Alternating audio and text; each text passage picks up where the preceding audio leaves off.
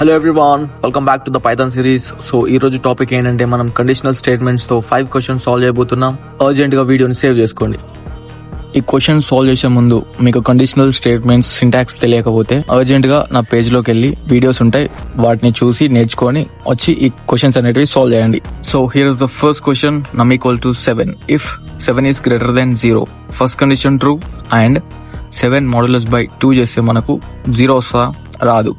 So మనకు and అనే operator ఏం చెప్తుంది, రెండు కండిషన్లు ట్రూ అయితే మాత్రమే ఆ లోపల ఉన్న బ్లాక్ ఆఫ్ కోడ్ ఎగ్జిక్యూట్ అవుతుంది, right? So first condition false, next elif block లోకి వస్తుంది, right? So 7 is greater than 0 true and 7 modulus by 2 చేస్తే మనకు 1 వస్తుంది కదా. సో ఆ కండిషన్ అనేది true.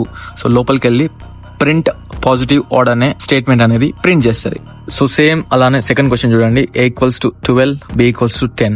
Product equals to A into B. 12 into 10 ఎంత? 120. సో మనం కండిషన్ చూడండి. ఇఫ్ 120 ఈస్ గ్రేటర్ దెన్ 100 అయితే మనకు లార్జ్ ప్రోడక్ట్ అనే స్టేట్మెంట్ అనేది ప్రింట్ చేయాలి. ఎల్స్ ప్రింట్ స్మాల్ ప్రోడక్ట్ అనే స్టేట్మెంట్ అనేది ప్రింట్ చేయాలి. సో ఇప్పుడు ఆన్సర్ మీరే చెప్పండి. 120 ఈస్ గ్రేటర్ దెన్ 100 కాబట్టి మనకు అవుట్పుట్ అనేది లార్జ్ ప్రోడక్ట్ అనే స్టేట్మెంట్ అనేది ప్రింట్ అవుతుంది, రైట్? సో రిమైనింగ్ 3 క్వశ్చన్స్ అనేవి మీరు సాల్వ్ చేయండి. మీ ఓన్ గా సాల్వ్ చేసి ఆన్సర్స్ అనేవి కమెంట్ లో మెన్షన్ చేయండి, రైట్? క్వశ్చన్ సాల్వ్ చేయాలి కంపల్సరీ. సాల్వ్ చేయకపోతే మీకు కోడింగ్ అనేది అంత ఈజీగా అర్థం కాదు, రాదు కూడా, right? So this is the topic for today.